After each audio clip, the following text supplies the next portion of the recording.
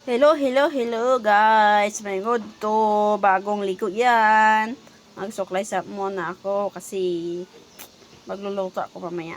And then, mag-slice muna ako ng lamas, luya, and bawang. I know, walang bawang. Sibuyas, kamates. Tapos na yan. At saka, wala, pangiti-ngiti lang. Yan, nag-init ako ng tubig para ilagay ang lamas. Yung slice ko kanina. Yan. Yan, ilagay ko muna sa mainit na tubig. At takluban. Yan. Char. Sorry guys sa tsura.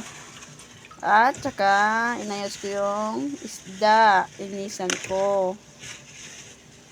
Kinuha ko yung pala yung silpin. Yan, pinakita ko na sa inyo ha. Yan. Chill lang kasi and then